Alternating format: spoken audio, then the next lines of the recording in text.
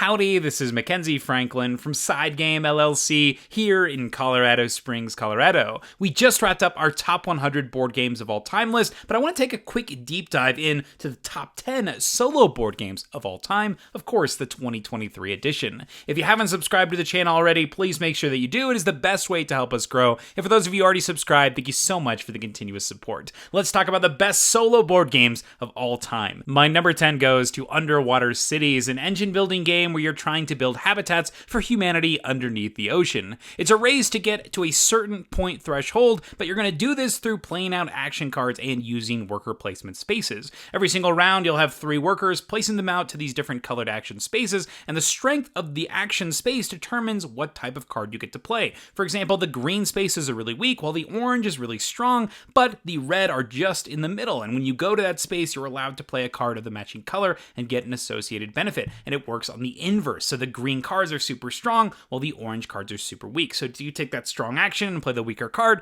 or vice versa? I love this choice that's constant, and my favorite part about this game are the cards themselves. I love the fact that each card is different and unique in the way that it works, giving you different options that you're going to be choosing from constantly as you have this long-term strategy with different goals and objectives and trying to make those large endgame points. But you also have to think about the turn by turn, as you have a hand size of 3 cards and you're discarding down to 3 at the start of each turn, so each decision matters on what you're going to be holding and what you're placing out. I like the different types of cards. There's continuous effects, instant abilities, endgame scoring, and there's even a deck of special cards that you can purchase that give you even more options in future turn where you're delaying your action now to take a better one in the future. I love the concepts present here and how they explore the different aspects of the entire game. I do want to mention quickly that this layout is going to look a little bit differently than what you'll see when you open up your copy of Underwater Cities. This is actually a fan-made solo board that shrinks down the entire board and all the spaces, but keeps everything in a nice organized fashion that's available on the BGG website, printable as a file. I'll leave a link in the description below so that you can go find it, download it yourself, laminate it, and then your table space will be reduced dramatically when you decide to set up a game of Underwater Cities. You definitely don't need it, but I think it's nice, and it's one that I use a lot when I play the solo mode of Underwater Cities. So that's my number 10, that is Underwater Cities. Number 9 is A Feast for Odin. Worker placement paired with polyominoes, you play as a tribe of Vikings who are trying to accumulate the most points by feeding your tribe and doing all sorts of Viking things,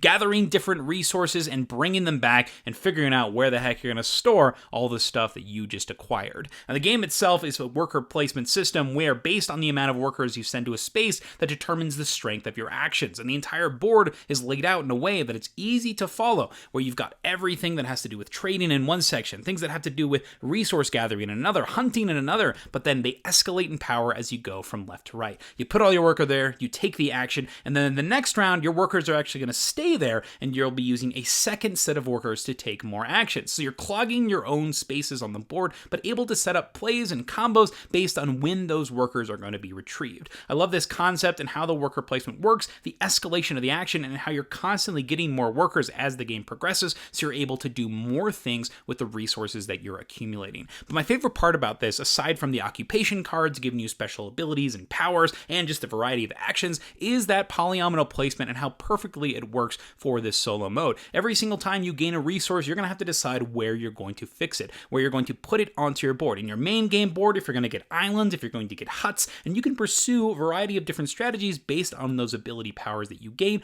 or maybe if you're just feeling like trying something new during your solo session. One of my favorite things to do is try to get as many islands as I can, and that way I'm able to stick all of these different resources in there surrounding these special bonus abilities and gaining even more income, just getting more resources, trying to push myself to the limit on just how many places I can explore. So that's my number 9, A Feast for Odin. Number 8 goes to Hostage Negotiator. An abductor has kidnapped innocent civilians, and it's up to you to save as many as possible while also neutralizing the enemy threat. You'll be using action cards to do this, either generating conversation points to buy new cards and gain more options, or playing them to interact with immediate threats, whether it be talking down this abductor, making sure that you're controlling their situation and mood, reducing the threat of the situation, or interacting with the unique scenario. Each of the abductors has its own way that it plays, so every time that you play, your quick session will also feel completely different. But my favorite thing about this entire system is the way that they've stringed everything together with the career system. What it does is it has you playing as a character in a police force. Think a crime drama like Criminal Minds, but now you have this entire career system that's going to be progressing progressing you with some story beats that add to your levels, your abilities, your skills,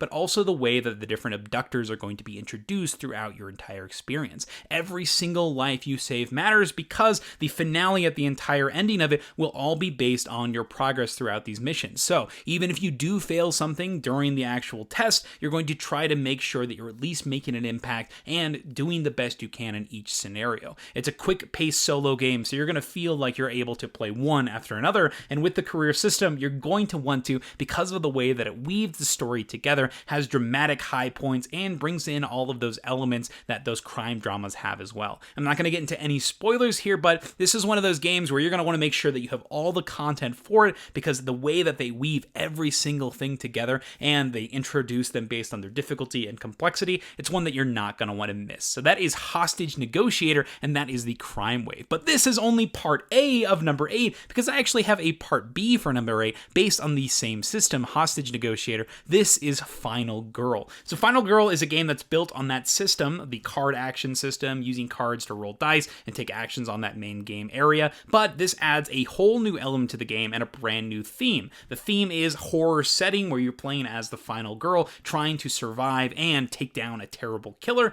but the game introduces a new board aspect, and in addition to having a unique abductor, in this case the killer, the thing you're trying to take down, you're also going to have a board that you'll mix and match together in order to give you a unique experience. It adds some new dynamic choices to the different action cards, the way that you're playing them, moving around and interacting with the different spaces, has items that you can search and pick up. It adds so many new options and choices to the Hostage Negotiator system, but I think that these two deserve to stand alone in their own unique genres. I love how quick it is to get going with Hostage Negotiator. The career system is brilliant, and it keeps me coming back for more and more, but the Final Girl system and the way you're able to combine the different boxes together to make unique thematic experiences, and the new dynamics that have been added with the items, the boards, and the unique mechanisms for the specific killers, and how they interact with all of those other concepts, make Final Girl a system that you're going to want to interact with as well. Love both of these. For my personal taste, the one that I'm going to be playing more often is Hostage Negotiator, just because of that career system and how quick those games are, and how much I can play and feel rewarded after rescuing those civilians, and how they carry on to that final end game state. I love that concept and that system, but Final Girl is right there, particularly with the release of the new Series 2 content. I'm loving the Outpost scenario, the one that's set on the Thing, as well as the new home invasion scenarios. Love the Insane Asylum. Final Girl is just keeping on climbing those ranks for solo gaming for me, so I had to mention them both here on this list. That is Final Girl, my 8 part 2, as well as Hostage Negotiator 8 part 1. My number 7 goes to Sleeping Gods, the best campaign game where you play as the crew of the Manticore who are exploring the Wandering Sea, trying to find totems and then using those to wake the gods and hopefully figure out a way to get home. And my favorite part about this game is not just the artwork, the story, but also the action system and how it's going to get you involved and excited to come back again and again. The way it works is every single round you'll have a small worker placement action that you'll go do, gain some resources, draw some cards, resolve an event, and then you get 2 actions on the main game board. You can either travel, move around the different spaces of the map, explore, go to one of those interaction points, read a passage, and then go on an adventure right then and there, or interact with some of the markets or ports on the main game board. You'll use your characters and try to manage them as best as possible, as they serve as sort of a resource that you're going to be using symbols from, but each has their own unique personality that you'll get to discover as you play, as you give meaning and purpose and personality to all of the different things that you decide to interact with. This is a true open world game, and it stuns me every time with how engaging and engrossing it is. I've played 7 campaigns of this so far, and each time has just been a blast and a wonder, always exploring and learning new things, and every time that you play and find new totems, you're also going to be unlocking new additional ways to change up your game with this legacy feature at the end of every single campaign mission. I love this concept. It's going to be bringing you back with additional challenges and always having something new to explore, and it looks like we have the sequel, Distant Skies, something to look forward to in the near future. So that is my number 7, that is Sleeping Gods. My number 6 goes to Hadrian's Wall, where you play as Roman generals who are going to be protecting your citizens from the Picts, who are going to be constantly attacking you, gaining resources, and using them to develop your citizenry. Every single round, you'll be showered in resources, and you'll allocate those resources to either building up your defenses or generating all sorts of points by investing in these different citizen tracks. You can go through the arts, you can go for performances, priests, you have all these different options to score points, and each of them are vital viable in how you want to pursue a different strategy. And my favorite part about this game, though, is the way the scoring works and the customization of the scoring as you play. Every single round, you'll be collecting 2 of these cards and picking one to gain resources from and the other to score at the end of the game. There's also a new promo expansion that allows you to gain 3 every round and pick 1 from those 3 for each of those areas, as well as put 1 on the bottom of your deck. So you just have more choices and more different options for scoring. I really enjoy that. The cherry on top with this one, though, is the addition of the solo campaign. I'll leave a link in the description below so you can make sure that you download it, but this is going to add some story background to the different forts that you're protecting and have you going all across England, getting new rules as well as goals and challenges that are going to have you interacting with those 2 large roll and write style sheets and exploring the different citizenry tracks, trying to score points in new and interesting ways while also satisfying this new interesting criteria. It explores the entire game design and system, opens up the experience. I've completed it twice so far throughout the entire way, and even if you miss some of the challenges, it's not the end of the world. You can definitely still make up ground in future scenarios and still come to the victory at the very end. I love the entire experience of this. It gives you unique challenges and ways to play. This is the thing that keeps me coming back to Hadrian's Wall and allowing me to explore its whole system. Love this one. That is my number 6, Hadrian's Wall. My number 5 goes to Paperback Adventures. It's a word-building, deck-building, roguelike game where you play as a hero taking down a gauntlet of 6 bosses. The way the game works is every single turn you'll draw a hand of letters, create a word, and based on the way you splay that word, where you're actually going to put the symbols, you'll get all of the symbols on that specific side. For example, if you splayed it like this, you get all of these attack symbols. But if you splayed it the other way, you might get different symbols like energy or defense. You'll allocate all of your symbols, but also get a special ability of whatever the card is you put on top, but then it gets removed, so your deck is going to get smaller as the boss fight goes on. It's hand management, deck management, and also letter management as you're thinking about what words you'll be able to make in the future based on how you're eliminating your resources. The enemy will then fight back, doing some special ability and power. They all work differently in thematic ways, whether it be a T-Rex, a pack of raptors, a submariner, or an alien. There's so many different choices with how you're going to be progressing through this gauntlet and the different enemy composition that's going to be thrown at you.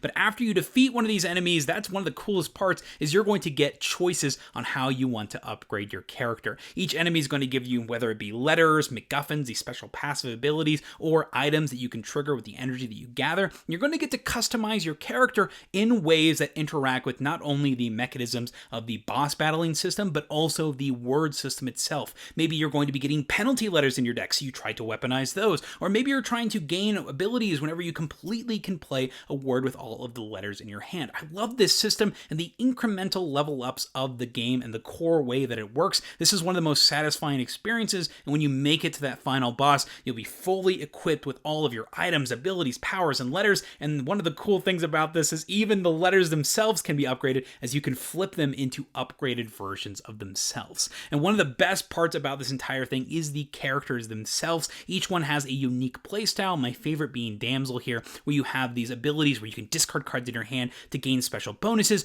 or maybe you get effects by building those complete words with all of your hands in the form of a critical hit. But you also have sneak attack, where it's all about timing on how you're actually building and manipulating your deck. A lot of fun, Damsel, but you also have the plot hook, the pirate, who's going to be getting abilities for exhausting words and reusing them when they're exhausted, or the robot who can generate these massive hits of energy with their skulls, with these hexes. It's such an awesome system, and I just want more of it. This is a game that I keep coming back to, has ways that you can change the difficulty and modulate the rules, and it has so many different ways that you're able to customize an experience that's going to be something you're excited to play. So that is my number 5, that is Paperback Adventures. My number 4 goes to Too Many Bones, the best adventure game. You play as a Gearlock in the land of Daelor, trying to save it from a terrible tyrant that's in command of a legion of baddies. Every single round, you'll be moving this map marker closer to the final enemy, getting special abilities and powers through battling and encounters, and trying to build this skill set that's going to be able to take down that awful tyrant at the end of your experience. I love the round structure. Every single round, you'll be pulling one of these encounter cards that will give you some form of mission, whether it be a small effect or an event, or an actual mini battle that you'll be playing on this small battle mat. You'll have this tactical puzzle that you'll have to decide how to defeat these baddies in different ways, and each of those baddies is going to be tiered based on their baddie point value, and it's going to construct this unique mission and puzzle that you'll have to take down with your own skills and abilities. After you defeat these enemies, you're going to be able to gain new dice, skills, and attributes, and that's my favorite part of the game is the way that the different characters are going to level up. This is one of my favorite characters here, Nugget, and you can see that they have their own skill trees down here. For example, if you start with the Wildborn, then you can move on to Lucky and then Golden Touch, or maybe you want to go down to this bottom one here with Dash, then Tumble, then Sidestep, giving you some maneuverability. I love how different each of the Gearlocks is, but because of the way that the skill trees work, each Gearlock, while they have their own unique playstyle, even within that playstyle, there's customization and differentiation that's going to keep you coming back to each of them. I talk about Nugget a lot on this channel because she is my favorite Gearlock, but I wanted to share some love with some of the other Gearlocks as well. And I gotta give a shout out to the Too Many Bones Undertow box, because this is a standalone expansion that not only has some amazing enemies, but has two of the best Gearlocks in it. You have the Bard Stanza, who's able to give buffs to the entire team, and also just influence the entire map, goodies and baddies. But you also have Duster here, which takes the concept of this villain turned good, and also adds a wolf as secondary companion that you immediately get to summon when you take damage. I love the way that she also dips into all of the different status conditions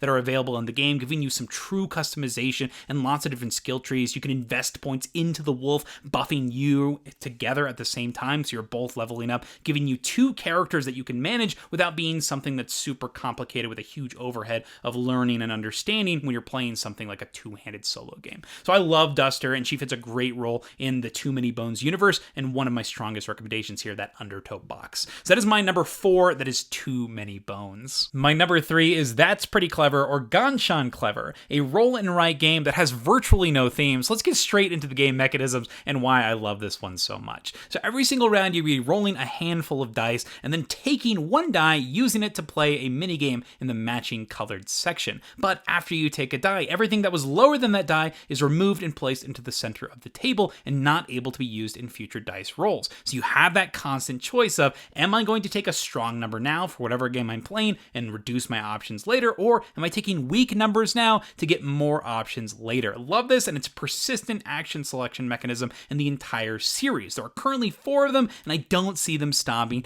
anytime soon. And in addition, my favorite part of this game is the combo-centric nature of it and the way that the different mini games are tied together. For example, in this yellow mini game here, every time you complete a row or column, you're either going to score points or get a special effect that allows you to get a number in one of the other areas. For example, if you finish that middle one here, you'll get an X in green, which will gain you points and could potentially give you something else in another area, which could get you something in blue, maybe giving you extra dice, extra bonuses, extra scoring. This is a persistent feature in all of these games, and it's so gratifying. I love the way it makes me feel, and it's a sensation that keeps me coming back and makes this one of my most played games of all time. As mentioned before, the Clever series is a set of 4 games, but one that I've been loving so much recently is Twice as Clever, and that's because of the way that the silver die interacts with the removal of dice mechanism. So every time you take a die, you remove the stuff that's lower, right? But if you take a silver die in this one, you trigger the silver minigame, which gets you additional bonuses for all of the dice that you remove. So it's a bit of a push your luck system as you're trying to remove as many dice as possible to gain the most efficiency from the action, but there are some bonuses that allow you to reclaim those dice. So trying to hit some excellent die rolls, really leaning into the reroll special bonus as well as the unlockable bonus. This is one of the games that I only have about 4 sheets left in it, so I think I might have to get another copy or just make sure that I use those laminated versions again and again. I am loving the Dopplet So Clever here, Twice as Clever. It's a great implementation of this system. And to put it even further is there are additional challenge sheets that if you feel like you've solved the game, have no fear. There are these extra challenge sheets that change up where the different bonus spaces, and they have them for the first 3 in the series right now. Oh my gosh, there's so much replayability on this, and there have been some excellent people on BGG that have taken them and changed them to the specific colors of the original, so that way you can have all of the content in that original box. And I do recommend that you buy the games, that way you're supporting the publisher, because I think that these games are that good and I want more of them. So please do support the publisher, but for like travel convenience, it might be nice to have all those in that single color. Oh my gosh, this entire series, I just want to play more of it, and this is the game that I'm pulling out all the time and playing some games of. So that is Ganshan Clever, That's Pretty Clever, Dopplet So Clever, Clever Cubed, Clever Forever, you name it. What are they going to name the 5th one? That is my number 3, that is Ganshan Clever. My number 2 goes to Holotao, a worker placement game all about farming as you're trying to generate resources to improve your workshops. The point of the game is to gain the most points, and you're going to be doing this mainly through improving your workshops. This is this large hut here, and every single single round, you'll be required to pay resources to move these pink buildings to the right here. If you get them all the way to the right, you'll slide that entire hut down, and that'll score you a fat 70 points, but you're also going to get points from your treasury here, getting these different silvers, but the most important thing are from your cards. And that's got to be the best part about this game, are the cards. Every single round, you'll be drawing a new card into your hand, and you'll start with a bunch in your hand at the start of the game, and there are also worker placement spots on the board that you can add more. But what do these cards do? These cards give you small objectives that you're going to be working towards, that give you special abilities and effects, as well as lead you down chains that just add more cards to your hand. They're also going to give you ways to do some endgame scoring, ways to get production bonuses, increasing your income every single round, but also just that sensation and feeling that you've accomplished something and then giving you something new to chase. You may have requirements that have you pay things, or you might have requirements like these where you just have to do something and then you get to play the card for satisfying that condition because it exists on the board. For example, some of them scale like this one here. The more tools you have, the more milk you get in return, and then you'll get to replace it with one of those income cards. So you're always getting these little bonuses, these extra abilities that all tie into the different aspects of the game, and there's so much variability with the way the decks work because every single round, that hand of starting cards is going to come from what's called the gate deck that's going to be different each time you play, paired with this hat deck that is also different each time you play. So the different combinations of those, plus just your opening hand and playstyle in general, are going to make for unique experiences. And before wrapping up this one, I do want to quickly talk about the worker placement system of the game and how well it works in the solo mode. So every single round you'll be getting workers and sliding them into these different spots. So for example, if I want to go to the weekly market here, it costs me a single worker, you put it at the bottom. And you can do it multiple times in the same season, but it increases in cost every time you take it. One for the first one, then two, then three, but then it's full and you cannot take it. But at the start of each round, you'll be flipping one card, and that's going to clear one of the areas, the top row, in each of those action spaces. So the board is actually separated into quadrants here, and so based on that card that you pull, it's going to tell you which quadrant you're going to clear. I love this prediction aspect, how you have some predictability based on the order that the cards are going to come out, and it also is tied to the different actions that are going to be available to you, allowing you to actually access those different card abilities and bonuses, but also determining the rate at which you're actually drawing those, because the card spots are also tied to the different quadrants. For example, quadrant 3 here has the ability to draw more of those production cards. So you can invest in specific action spaces, you can invest just a little bit in each of them, and then figure out when the best time to progress and go deeper on each of those quadrants is. I love the decisions present, how they tie into the cards. It's an amazing system and the best worker placement game out there. So that's my number 2, that is Hallertau. And my number 1 solo board game of all time goes to Marvel Champions. And it's not only the best solo board game,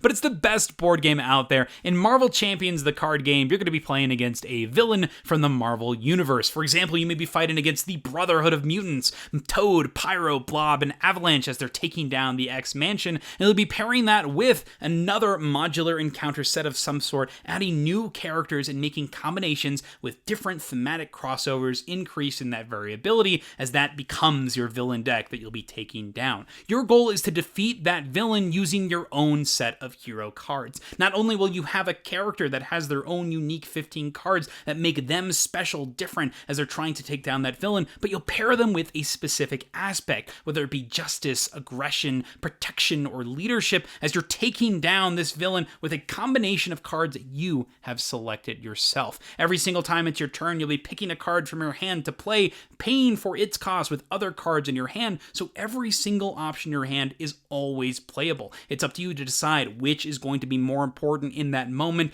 deciding between engine building, deciding between dealing with immediate threats, or making specific combos work, or interacting with the scenario based on the options that are present. The single-player experience of Marvel Champions is engaging, as it always feels like it's your turn. You're going to be taking all of your actions, exhausting things, interacting with the enemies, and then as soon as you're done, you draw back up to your hand size, the enemy smacks you or schemes, and then plays a card, and it's back to you. You're able to interact and make decisions based on this new board state as you're trying to go towards that endgame goal of defeating that villain. But the best part of Marvel Champions has to be the thematic integration, whether it be the enemies, the heroes, the scenario design itself. Every single piece of Marvel Champions has been created with love and care as they try to bring the Marvel Universe into cardboard form, and they do it perfectly. As you take the persona of this new new character and are able to use their different interesting ways to tackle these problems that the villains present you. Let's take a look at one of my favorite heroes. This is Riri Williams, or Ironheart, who's all about developing and upgrading her Ironheart armor. I love the way that she's able to turn resources into progress counters in her alter ego mode, but you have to decide between switching into the alter ego and developing the suit or actually using it and earning those progress counters during the actual encounter. It's at a little bit of a less efficient rate,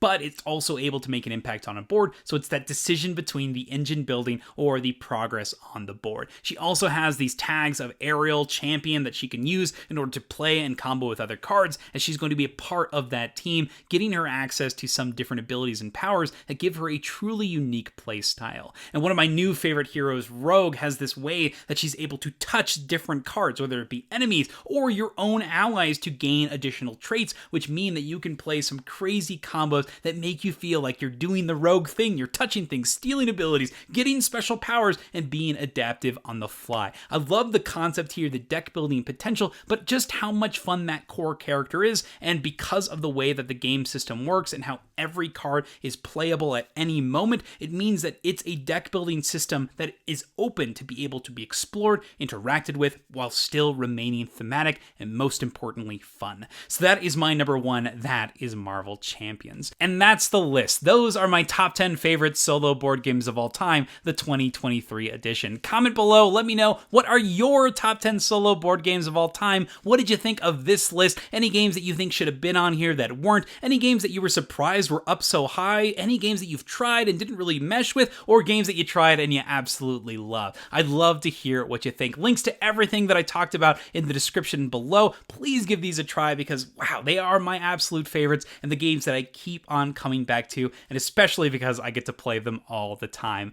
Thank you so much for watching. SideGame Strong.